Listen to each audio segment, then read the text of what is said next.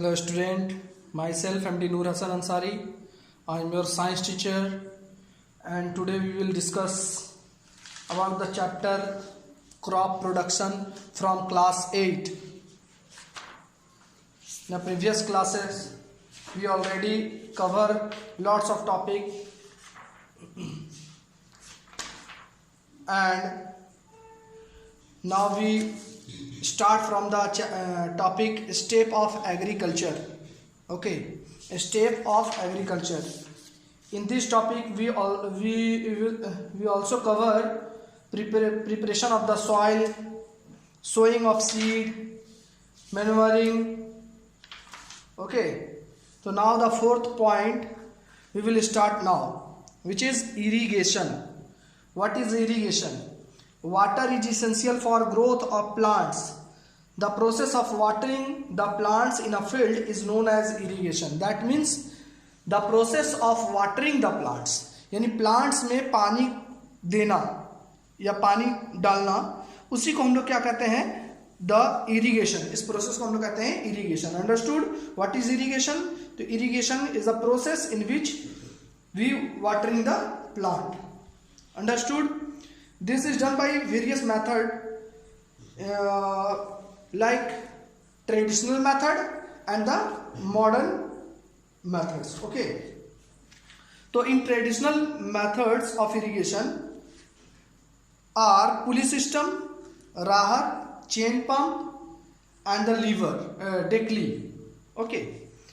तो in this process ये सब जो है ट्रेडिशनल मेथड हो, स्टार्टिंग में जो है इन सब का यूज होता था, जैसे पुली सिस्टम हो गया, राहत हो गया, चेन पंप हो गया और डेकली हो गया। ये सारा यूज सिस्टम जो है पहले गांव के लोग इसको करते थे और आज भी ये लोग इसको यूज कर रहे हैं। पुलिस सिस्टम जैसे कि आपके बुक में जो है इस सब का फिगर दिया हुआ है, आप वहां से देख सकते हैं। ये फिगर नंबर 1.11 है। Understood? And the next one is modern irrigation system, which we describe actually. Okay, हम लोग जो है इसी को डिस्क्राइब करेंगे और इसको पढ़ने का कोशिश करेंगे। तो modern irrigation system, what is modern irrigation system? First is sprinkler system and second one is drip system. There are two modern irrigation method. दो मॉडर्न इरिगेशन मेथड है आज के टाइम पे यूज हो रहा है। First is sprinkler system. In this method, water from revolving nozzle is sprinkled like rain or uneven ground. That means क्या इसमें होता है कि एक नोजल लगा होता है जो घूमता हुआ रहता है, वो मूव करता है और उसमें से जो पानी जो बाहर निकलता है, वाटरिंग किया जाता है, वो as a looking like a rain, वो रेन के जैसा वो स्प्रिंकल होता है। अंडरस्टूड? ग्राउंड में दिया जाता है। तो इस मेथड को हम लोग क्या कहेंगे? Sprinkler system. अंडरस्टूड? ये जो सिस्टम है ये स्प्रिंकलर है। And the next one is drip system. What is drip system? तो in this method water is not wasted and is very effective from watering. इसमें क्या होता है? इस मेथड में हम लोग क्या करते हैं, ये जो है ना ड्रिप सिस्टम में हम लोग जो है यूज करते हैं। इसमें क्या होता है? Drop by drop. जैसे मान लेते हैं कि क्रॉप लगा हुआ है, ये मेरा क्रॉप का लाइन है, रॉ है, इसमें सारा यहाँ पे क्रॉप लगा हुआ है। अंडरस्टूड? यहाँ पे क्रॉप लगा हुआ है, तो हम लोग क्या करते हैं, एक पाइप इसके ऊपर लगा दिया जाता है और वाटर जो है इसमें ड्रॉप बाय ड्रॉप इसके रूट्स में गिरता रहता है जितना इसको जरूरत होता है। अंडरस्टूड? तो ये मेथड बहुत ही अच्छा मेथड है और ये वाटर को सेव भी करता है। जितना जरूरत होता है उतना ही दिया जाता है, वेस्ट वाटर नहीं होता। अंडरस्टूड? तो in this method water is not wasted and is very effective for watering gardens, trees and fruit plants. It provide drop by drop water and is very useful where availability of water is very less. जहाँ पे पानी बहुत कम होता है वहां पे के लिए तो बहुत सारा अच्छा यूज है ये। तो इसी को हम क्या कहते हैं? Drip system. Understood? Now the next topic is weeding. What is weeding? At first हम लोग जो है वीड्स के बारे में समझते हैं। What is weeds? तो the unwanted plants growing along with the main crop in a field are known as weeds. होता क्या है कि unwanted plants, what is weeds? This is unwanted plant, ये जो है अनवांटेड प्लांट है, growing along with the main crop, जो crop के साथ जो है क्या होता है, उग आता है। The unwanted plants growing along with the main crop in a field are known as weeds, the process of remaining weeds called weeding. Understood? Weeds क्या है? तो unwanted plant, it is unwanted plants. Understood? और ये जो process है इसको हटाने का, the process of removing weeds, understood, remove करना, उसी को हम लोग क्या कहते हैं, वीडिंग। और ये किस मेथड से होता है? Bye manual using tools, chemicals and biological control. Understood? ये कौन कौन सा होता है, कैसे होता है? Manual using tools, chemicals, biological control से। इन मैनुअल में क्या होता है? It involves up routing the weeds manually, यानी इसमें क्या होता है, हाथ से ही ऐसे उखाड़ दिया जाता है। अगर मान लो अगल बगल में है तो उसको क्या कहता है, हाथ से ही उसको साफ कर दिया जाता है। Second one is by using tools, it involves looking tools like harrows, spades and the trowels, जिसको खुरपा वगैरह कहते हैं ना, खुरपा हम लोग यूज करते हैं, है ना, उससे जो है उसको हटा दिया जाता है। थर्ड होता है by chemical method, it involves spraying chemicals called weedicides which destroy the weeds. इसमें क्या होता है, केमिकल मेथड में हम लोग क्या करते हैं, इसमें जो है हम लोग केमिकल यूज अप्लाई करते हैं फील्ड में, खेत में, ठीक है। उससे क्या होता है, जो वीड्स है ओनली वही जो है मरेगा, बाकी सारा कुछ सेफ रह जाता है। Understood?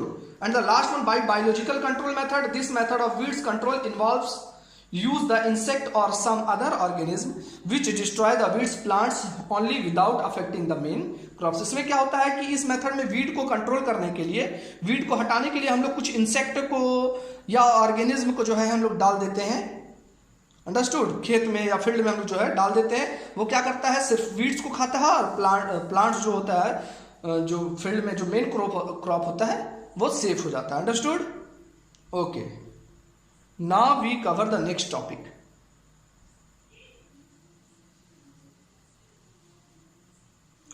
okay, now the next one is crop protection, that means फसल को बचाना। अंडरस्टूड? तो what is crop protection?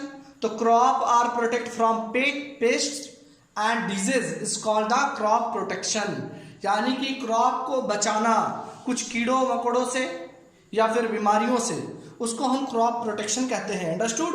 तो पहला आता है इसे प्रोटेक्शन फ्रॉम पेस्ट्स। ये क्या होता है पेस्ट?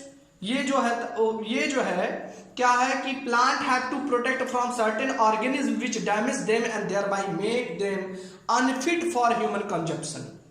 दैट मींस पेस्ट जो है ये क्या है, ये एक ऐसा लिविंग ऑर्गेनिज्म होता है जो क्या करता है, प्लांट्स वगैरह या क्रॉप में चला जाता है और ह्यूमन जब इसको खाता है तो ह्यूमन के लिए जो है अनहेल्दी होता है या ये ह्यूमन को अनफिट कर देता है। अंडरस्टूड? इसी को हम लोग पेस्ट्स कहते हैं। अंडरस्टूड? तो ये भी कभी कभी अटैक करता है किस पे, क्रॉप को, तो इससे बचाना। दूसरा होता है क्रॉप प्रोटेक्शन फ्रॉम डिजीज, जैसे इसमें क्या होता है कि कुछ बैक्टीरिया या फंगी, वायरस, ये सब यूज करके क्या करते हैं, पौधों को क्या करते हैं, ये सब क्या करते हैं, पौधों को बीमार कर देते हैं। Understood? That means plants also suffer from disease. Diseases are caused by bacteria, fungi and viruses. Disease may be either seed borne, soil borne or air borne. मतलब या तो बीमारी बीज में ही हो सकता है, या मिट्टी में हो सकता है, या एयर borne हो सकता है। They can be controlled if suitable methods are employed at the right time। अगर इसको right time में हम लोग जो है स्टॉप करेंगे तो हमारा जो फसल है वो बर्बाद नहीं होगा। अंडरस्टूड? अब होता है कि प्रोटेक्शन फ्रॉम पेस्ट, जैसे कि मान लो कि बर्ड्स वगैरह आते हैं ना फसल को खाने बर्बाद करने के लिए, कुछ इंसेक्ट आ जाते हैं, तो उसको बचाने के लिए हम लोग क्या करते हैं, तो to scare away from the birds, scarecrows होता है ना, are placed in the field, जो फील्ड में लगाया जाता है, एक पुतला जैसा बनाया जाता है, उसके ऊपर में जो है टोपी वगैरह कपड़ा उसको पहना के खड़ा कर दिया जाता है खेत में, है ना, तो उससे हम लोग बचाते हैं। या कुछ पॉइजन केमिकल का यूज करते हैं, पेस्टिसाइड, इंसेक्टिसाइड का यूज करते हैं, स्प्रे करते हैं to protect crop from insect. Understood? तो ये सारा मेथड हम लोग यूज करते हैं क्रॉप प्रोटेक्शन को बचाने के लिए, क्रॉप को बचाने के लिए। Understood? Now the next one is harvesting. Harvesting क्या है, फसल की कटाई, आप लोग बेहतर जानते हैं इसको कि when the crop attend maturity it has to be cut, this is called harvesting. यानी हार्वेस्टिंग क्या है कि जब क्रॉप पक के या अटेंड मैच्योरिटी, दैट मीन्स जब उसका पकने का समय आ जाता है, जब वो फल देना स्टार्ट कर देता है, दे दिया होता है, कंप्लीट हो जाता है, मैच्योर हो जाता है, तब जो है उसको हम लोग कट करते हैं। तो इसी प्रोसेस को हम लोग क्या करते हैं, harvesting. It is either done by the sicles and the harvester. ये जो है दो, एक हसुआ, देखिए हो गया स्किल्स, वो हसुआ है, और हार्वेस्टर ये एक मशीन है जिससे जो है फसल की कटाई की जाती है। कहीं कहीं तो फसल की कटाई के ऊपर जो है कुछ फेस्टिवल लोग मनाते हैं, जैसे कि many festival are associated with harvesting season such as Baisakhi in Punjab, Bihu in Assam, Onam in Kerala and Pongal in Tamil Nadu. Okay, now the next topic is harvesting. Okay, the next topic is threshing and winnowing. Understood? What is threshing and winnowing? So threshing, at first we describe about threshing. What is threshing? So the process of spreading the crop from the grain is known as threshing. यानी कि separate करना crop को from the grains, यानी कि पेड़ से या plant से ग्रेन जो दाना उगता है, जैसे सपोज करते हैं it is a plants, okay, इसमें जो है छोटा छोटा ग्रेन लगा हुआ है। अंडरस्टूड?